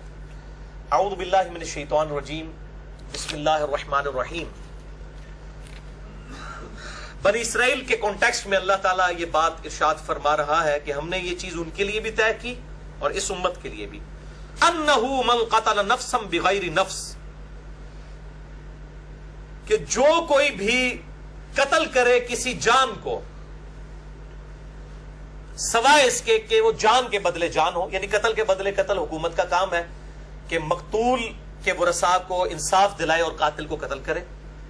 او فساد فی الارض, یا فساد فی الارض کرنے والے جو لوگ ہیں ان کو قتل کرنا. یہ دو استثناء, دو ایکسیپشنز کو چھوڑ کے, یعنی قتل کے بدلے قتل, اور وہ بھی حکومت کا کام ہے. عام آدمی نہیں یہ قانون ہاتھ میں لے سکتا. میرے باپ کا قاتل بھی سامنے آ جائے بدلہ نہیں میں لے سکتا, ورنہ تو انارکی پھیل جائے گی, قیامت والے دن بدلہ ملے گا. دنیا میں کسی کو اجازت نہیں ہے, ورنہ تو ہر شخص قانون کو ہاتھ میں لے گا. تو اللہ تعالیٰ ہمارا قتل کے بدلے قتل یعنی حکومت کے ذریعے, یا فساد فی الارض کرنے والے جو خوارج ہیں یا عادی مجرم ڈاکو ہیں, ان دونوں کے علاوہ اگر کسی نے کسی جان کو قتل کیا فَكَأَنَّمَا قَتَلَ النَّاسَ جَمِيعًا, تو گویا اس نے پوری انسانیت کو قتل کر دیا. ایک انسان, مسلمان نہیں, ایک انسان کا قتل ناحق پوری انسانیت کا قتل ہے. وَمَنْ أَحْيَاهَا فَكَأَنَّمَا أَحْيَا النَّاسَ جَمِيعًا, اور جس نے کسی ایک جان کو بچایا, خواہ وہ مسلمان تھا, خواہ وہ کافر تھا, کسی بھی مذہب سے تعلق رکھنے والا تھا, ہندو تھا, بدھسٹ تھا, کرسچن تھا, جوڈائزم سے تعلق رکھنے والا تھا, یا مسلمان تھا. مسلمانوں کو بھی اب سمجھانا پڑے گا کہ بھی خواہ وہ سنی تھا, خواہ وہ شیعہ تھا, خواہ وہ حنفی تھا, شافعی تھا, مالکی تھا, خواہ اہل حدیث تھا, جس نے بھی کسی انسان کو قتل کیا اس نے گویا پوری انسانیت کو قتل کیا. اور ایک انسان کی جان بچانا پوری انسانیت کی جان بچانے کے مترادف ہے. ایک انسان کا قتل اگر پوری انسانیت کا قتل ہے تو آپ سمجھ لیں پوری انسانیت مسلمان بھی آتے ہیں. یعنی جس نے ایک کافر کو بھی ناحق قتل کیا گویا اس نے پوری دنیا کے مسلمانوں کو بھی قتل کر دیا. اور اس کا عذاب کیا ہے؟ قرآن حکیم میں ہمیشہ کی دوزخ. مسئلہ نمبر 86 میرا ریکارڈڈ موجود ہے, اور مسئلہ نمبر 28 قتل ناحق کی سزا کیا ہے, خودکش حملوں کی شرعی حیثیت کیا ہے, اس کے اوپر میں نے ڈیٹیل سے ڈسکشن کی ہے. تو خدا کے لیے اب ہم سنی شیعہ اختلاف کو اور آپس کے باقی حنفی شافعی اہل حدیث اختلاف کو بھی بھولائیں. اور الحمدللہ یہ روہنگیا مسلمانوں کا جو معاملہ ہے اس میں سے جو ایک پازیٹیو ایسپیکٹ نکلا ہے کہ آج لوگ یہ نہیں پوچھ رہے کہ یار وہ تو بریلوی دیوبندی ہیں, ہم کیوں ان کے لیے کھڑے ہوں. سب مسلمان جو ہیں ان کے لیے کھڑے ہیں. ایران سے بھی آواز اٹھ رہی ہے, ٹرکی سے بھی اٹھ رہی ہے, پاکستان سے بھی اٹھ رہی ہے, ملیشیا سے بھی اٹھ رہی ہے, انڈونیشیا سے بھی, ایون غیر مسلم ملکوں سے بھی اٹھ رہی ہے. لیکن یہاں پہ اب ایک تلخ حقیقت ہے. کچھ عرصہ پہلے آپ کو پتا ہے کہ سعودی حکومت نے 39 کنٹریز کا 39 ملکوں کا ایک اتحاد بنایا تھا جی، دہشت گردی کے خلاف یہ اتحاد ہے. تو آج سب سے بڑی دہشت گردی تو برما میں ہو رہی ہے، جس در مر رہے بھی مسلمان ہیں، سنی مسلمان ہیں. چلے سعودیہ والوں کو تھوڑی تکلیف ہو جاتی ہے شیعہ مسلمانوں سے، مرنے والے سنی مسلمان ہیں، مارنے والے بدھسٹ ہیں. اب وہ 39 ملکوں کا اتحاد کدھر گیا؟ کھو کھاتے پہ گیا. 39 ملک مل کے ایک ملک کا مقابلہ نہیں کر سکتے. اس کا مطلب ہے وہ ایجنڈا ہی کچھ اور تھا جو ہم کہہ رہے تھے. وہ ایجنڈا ان کا ذاتی ایجنڈا ہے. کوئی اسلام کی خدمت اگر ایجنڈا ہوتا تو 39 ملک جو آپ نے اکٹھے کیے ہوئے ہیں وہ اس دن کے لیے اکٹھے کیے تھے کہ آج ایک چھوٹا سا ملک برما جو ہے اس کا مقابلہ نہیں وہ کر سک رہے. خدا کے لیے اب لوگوں نے گھاس کھانا چھوڑ دیے. لوگوں کو عقل ہے، لوگوں کو پتا ہے کہ اس وقت دنیا میں کیا ہو رہا ہے. OIC اور UN کے حوالے سے میانمار حکومت پہ پریشر ڈالا جائے اور ساتھ ہی ساتھ ہمارے مسلمان حکمران اپنے ملکوں میں بھی اسلامی نفاذ کریں. یہ نہیں ہے کہ ادھر آپ اسلام کا درد ہے اور اپنے ملکوں کے اندر بے حیائی عروج کے اوپر ہے، ناانصافی عروج کے اوپر ہے. یہ معاملات نہیں ہونے چاہیے. لیکن پرٹیکولرلی میں روہنگیا کے مسلمانوں کی یہ جو پرسیکیوشن ہے اس کے حوالے سے آخر میں 5 کام جو اسلامی حکومتوں کو کرنے چاہیے، حکمرانوں کو، وہ میں آپ کو جلدی جلدی 10 منٹ میں کور کر دیتا ہوں، پھر ہماری یہ گفتگو کنکلوڈ ہو جائے گی. پہلا کام، جو آلریڈی روہنگیا مسلمان ملکوں میں آباد ہیں، پاکستان میں بھی 3.5 لاکھ ہیں، بنگلہ دیش میں 5 لاکھ ہیں، سب سے زیادہ بنگلہ دیش میں، سعودیہ میں 2 لاکھ کے قریب ہیں، اسی طریقے سے ملیشیا میں، باقی مسلمان ملکوں میں ہیں. کم از کم ان کو تو اپنے ملکوں کی شہریت دینا. 50 سال ہو گئے ان کو، لیکن ہمارے ملک کی شہریت نہیں ہے پاکستان کی روہنگیا مسلمانوں کے پاس. میں ابھی کل ہی جو ان کے پاکستان میں مسلم برمی آرگنائزیشن کے سربراہ ہیں نور حسین ارکانی، وہ ارکان صوبہ ہے نا برما کا جہاں سے مسلمان یہ روہنگیا آئے ہیں، تو مجھے سن کے یقین کریں مجھے اتنا دکھ ہوا. وہ کہنے لگے جی کہ نادرا والے ہمارے کارڈ ہی نہیں بنا رہے، ہمیں تو اس ملک کا شہری نہیں مانتے. اب نادرا کا کارڈ نہ بنے تو آپ سمجھ لیں کہ یہ 3.5 لاکھ لوگوں کو پاکستان میں کوئی سرکاری نوکری نہیں مل سکتی. بلکہ آج کل جو دہشت گردی والے معاملات ہیں، آپ شناختی کارڈ کے بغیر سفر نہیں کر سکتے، کسی بینک میں اکاؤنٹ نہیں کھول سکتے. تو پہلے تو ہم اپنی مسلمانیت اور پاکستانیت ہونے کا ثبوت دیں کہ پاکستانی حکومت سب سے پہلے جو یہاں پہ آباد مسلمان ہیں روہنگیا 40-50 سال سے، ان کو تو کم از کم 3.5 لاکھ لوگوں کو شہریت تو دینا اگر ہمدردی کرنی ہے. دوسرا کام، ہجرت مدینہ کی باتیں سارے کرتے ہیں. جب ہمارے ملک کے اندر جہاد کے اوپر بات کی جاتی ہے تو فوراً پورے وہ ٹی وی اینکر بیٹھ کے تو کہتے ہیں نہیں جی وہ جو نبی صلی اللہ علیہ وسلم نے صلح حدیبیہ بھی تو کی تھی نا جی، تو ہمیں کافروں کے ساتھ صلح حدیبیہ کرنی چاہیے.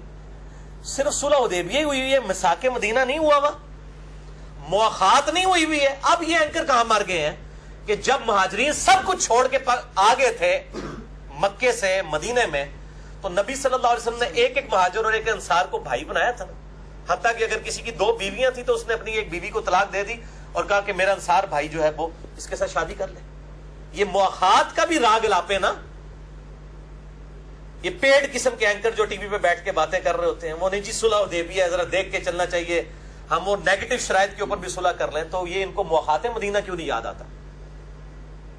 آج 56 اسلامی ملک ہیں، وہ 10 لاکھ کے قریب لوگ ہیں، بانٹ لیں آپس میں، کتنے حصے آئیں گے؟ کیا یہ 56 اسلامی ملک تھوڑے تھوڑے ان میں سے مسلمان، کیونکہ ان کی شہریت کوئی نہیں ہے روہنگیا کی، یہ یاد رکھیں. نہ بنگلہ دیش ان کو لے رہے اور نہ برما والے میانمار والے ان کو شہریت دے رہے ہیں. وہ اس وقت بغیر شہریت کے اور کتنے لوگ ہیں سالہ سال سے سمندر کی کشتیوں میں وقت گزار رہے ہیں. زمین پہ پرسیکیوشن ہوتی ہے، کتنی نسلیں ان کی کشتیوں میں جوان ہو گئی ہیں. تو یہ کام کیا جائے، مواخات کی یاد تازہ کی جائے. اور اس حوالے سے جو ترکی کے صدر طیب اردگان نے، میں سمجھتا ہوں کہ مسلمانوں کی لیڈرشپ ہونے کا ثبوت دیتے ہوئے انہوں نے بنگلہ دیش گورنمنٹ کو کہا ہے کہ جتنے لوگ وہاں پہ 1-1.5 لاکھ ہجرت کر کے آئیں یا اور بھی جتنے آ رہے ہیں ان کے لیے آپ دروازے کھول دیں. ان کا سارا خرچہ جو ہے وہ ترکی کی حکومت دے گی. یہ بہت بڑی میں سمجھتا ہوں کہ ان کی قربانی اللہ تعالیٰ ان کو جزائے خیر عطا فرمائے. بلکہ انہوں نے اپنی وائف کو بھی وہاں پہ بھیجا, پناہ گزین کیمپوں کے اندر انہوں نے خود وزٹ کیا. بڑے رکت انگیز وہ مناظر ہیں. تیسرا کام یہ ہے کہ جو ملک میں این جی اوز ہیں رجسٹرڈ, جو واقعی صحیح کام کر رہی ہیں, جیسے جماعت اسلامی کی الخدمت فاؤنڈیشن ہے یا عیدی ویلفیئر والے ہیں, ان کے ساتھ مل کے پاکستان کے اندر خصوصاً حکومت جو ہے فنڈ ریزنگ کرے ان لوگوں کی مدد کرنے کے لیے. اور باقی اسلامی ملکوں میں بھی ہر جگہ این جی اوز موجود ہیں جو صحیح این جی اوز ہیں, وہ فنڈ ریزنگ کرے اور حکومت جو ہے وہ ان کی پش پناہی کرے تاکہ فراڈیوں سے جان چھوٹے. ورنہ جناب فنڈ ریز کرنے والے مولوی آپ ہی کھا جان گے جی. اور ساتھ ہی ساتھ ان تنظیموں کے اوپر نظر رکھیں کہ یہ کوئی پرائیویٹ جہاد کے لیے لوگ بھرتی نہ کر رہے ہوں, کیونکہ آج کل ایسے لوگ بھی میدان میں نکل آئے ہیں. اور میں نے پہلے بھی بتایا آپ کو کہ اب الحمدللہ ہم تو بہت پہلے سے ہی شور مچا رہے تھے, اب تو ہماری اسٹیٹ پالیسی آ گئی ہے وزارت خارجہ اور وزارت داخلہ کی طرف سے کہ پاکستان میں کوئی نان اسٹیٹ ایکٹر نہیں ہوگا, اور جہاد جو ہے یہ صرف گورنمنٹ کا کام ہے کہ وہ جہاد کرے. چوتھا کام, تمام اسلامی ملک اپنے ملکوں میں سے میانمار یعنی برما کے سفارت خانے ختم کریں, سفیروں کو چھٹی کروا کے گھر بھیجیں. جب دنیا میں 50 سے زیادہ ملکوں سے یہ فارغ ہوں گے نا تو ایک دنیا میں ہلچل مچ جائے گی. یہ کوئی چھوٹی چیز نہیں ہے. اور اس میں پہلا سٹیپ مالدیو والوں نے لے بھی لیا ہے, انہوں نے سفارت خانہ بند کر دیا ان کا اور سفیر کو واپس بھیج دیے. باقی یہ 50 سے زیادہ جو ملک ہیں اسلامی 56 کے قریب, یہ بھی یہی کام کریں. اور میں پھر کہوں گا کہ سعودیہ چونکہ لیڈرشپ پہ ہے, سعودیہ, ایران, پاکستان اور ٹرکی, سعودیہ جو ہے یہ مودی سے سول ایوارڈ واپس لے, کیونکہ سب سے بڑا سپورٹر اس وقت برما میں قتل عام کا وہ یہ مودی ہے. ہم یہ تو کہہ رہے ہیں کہ جی وہ آنگ سان سوچی سے جو ہے وہ نوبل پرائز امن کا واپس لیا جائے. اور پہلے مسلمانوں نے جو ایوارڈ دیے ہوئے ہیں مودی کو, جس نے مسلمانوں کا قتل عام کیا ہوا ہے گجرات کے اندر, انڈین گجرات کے اندر, تم لوگ تو پہلے واپس لو نا ایوارڈ, پھر کافروں کو کسی منہ سے بات کرو گے. ورنہ تو اگر یہ پوچھ رہے کہ تسی آپ تے واپس نہیں لیندے ہو تو آپ کس منہ سے ان کے ساتھ بات کر سکتے ہیں. پانچواں اور آخری کام وہ یہ ہے کہ او آئی سی اور یو این کا اجلاس تو ضرور منعقد کروایا جائے, ساتھ ساتھ ایک بین المذاہب کانفرنس ہونی چاہیے جس میں پوری دنیا کے جتنے ریلیجن ہیں ان کے لیڈرز کو بلایا جائے, ریلیجس لیڈرز کو. یعنی ویٹیکن سٹی کے پاپ کو کرسچنز کی طرف سے بلایا جائے, یروشلم میں بیٹھے ہوئے یہودیوں کا جو ہیڈ ہے اس کو بلایا جائے, امام کعبہ شریک ہوں, پاکستان سے جو بڑے بڑے علماء ہیں وہ شریک ہوں, انڈیا کے علماء شریک ہوں, اور سارے اسی طریقے سے تبت سے جو ہے وہ بدھسٹ لیڈر کو بلایا جائے.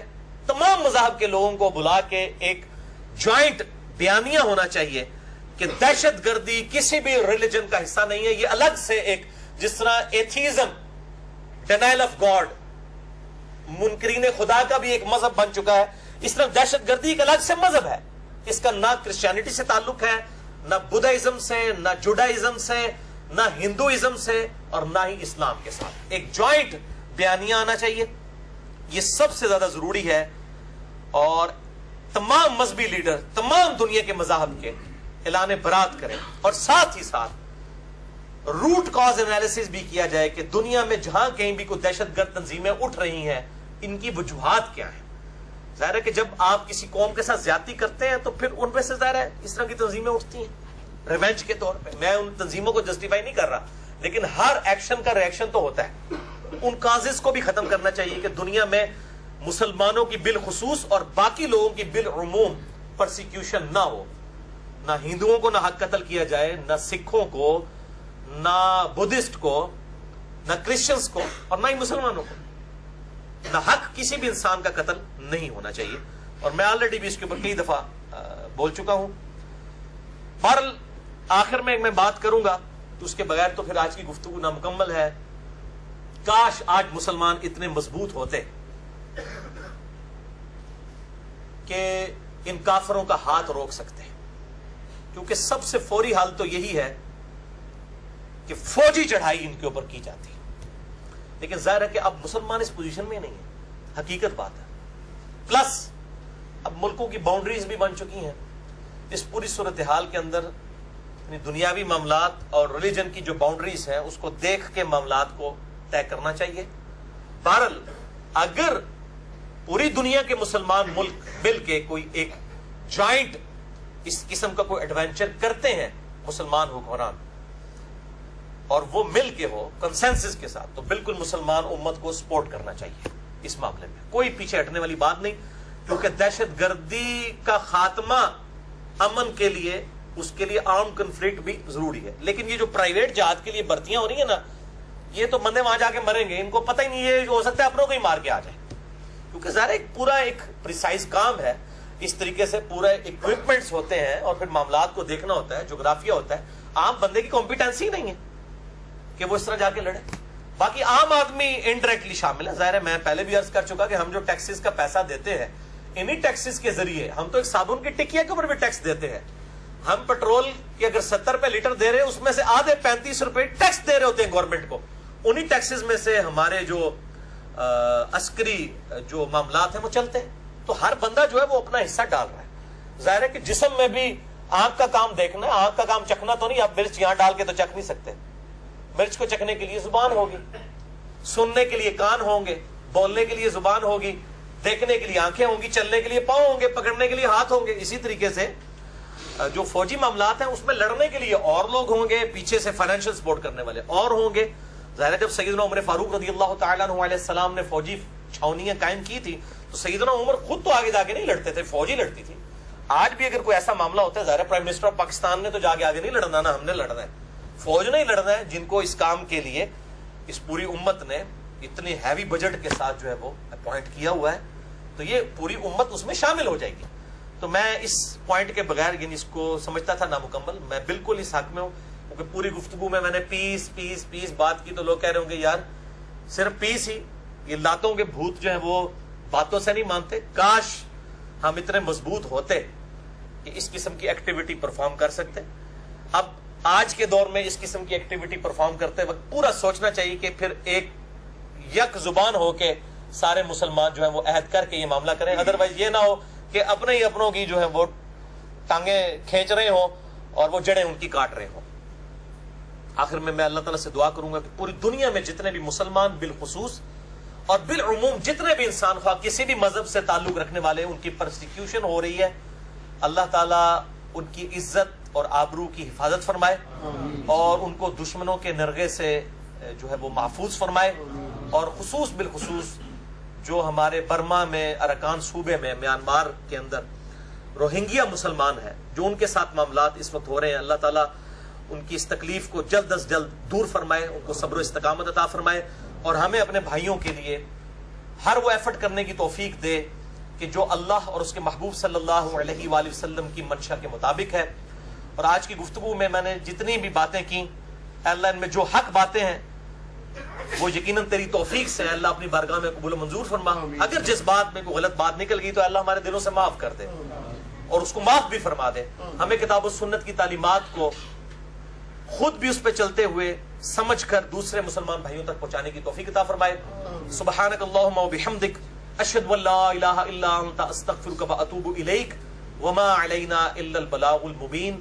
جزاکم اللہ خیرا و احسن الجزاء.